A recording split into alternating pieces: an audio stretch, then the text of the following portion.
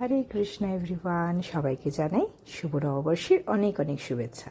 যদিও নববর্ষ কালকে চলে গেছে আর আজকে আমি ভিডিওটি পোস্ট করছি, যদিও এই ভিডিওটি কিন্তু কালকেই তোলা হয়েছে। কালকে নববর্ষের দিন, বছরের শুরুর প্রথম দিন। মন্দিরে তো যাবই, মন্দিরে যাব, গৌরনিতায় দর্শন করব, কিন্তু মন্দিরে যেতে যেতে আমার বড্ড লেট হয়ে গেছিলো। মন্দিরে গিয়ে পৌঁছেছিলাম একদম লাস্ট মুহূর্তে, 1টা বাজতে ঠিক 4 মিনিট আগে মন্দিরে পৌঁছেছিলাম। কিন্তু প্রভুপাদর অসীম কৃপা, রাস্তায় অনেক জ্যাম, অনেক সমস্যা অতিক্রম করে ঠিক টাইমের আগেই আমি কিন্তু ঢুকে গিয়েছিলাম। 4 মিনিট হাতে আমার ছিল। আমি খুব সুন্দর করে নিজে দর্শন করেছি, আমার মাকে, আমার শাশুড়ি মাকে ভিডিও কলে আমি গৌরনিতাইকে দর্শন করিয়েছি, প্রভুপাদর দর্শন হয়েছে, ভীষণ সুন্দর লেগেছে।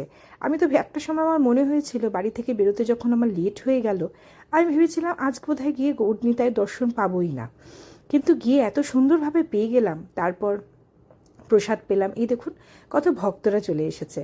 বছরের প্রথম দিন মন্দিরে তো সবাই আসবে, এটাই স্বাভাবিক, তাই না? তো আমিও গিয়েছি, ওয়েট করছিলাম। প্রথম ব্যাচে ভক্তরা প্রসাদ পেতে বসেছে, এই যে আমি নিজেও বসে গেলাম প্রসাদ পেতে।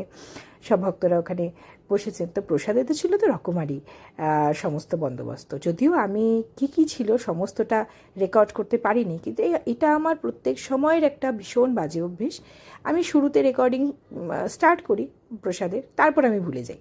তো প্রসাদের মধ্যে কী ছিল বলে দিচ্ছি। প্রথমে অন্ন, তারপর শুক্তো, তারপর ডাল, তারপর এঁচোড়ের তরকারি, তারপর পায়েস, চাটনি, সমস্ত কিছুই ছিল। তো ঠিক আছে, আজকের ভিডিও এখানে শেষ করছি। হাতে প্রসাদ নিয়ে এবার চললাম বাড়ির উদ্দেশ্যে। ভিডিও এখানেই সমাপ্ত। আবার দেখা হবে নতুন ভিডিওতে। হরে কৃষ্ণা।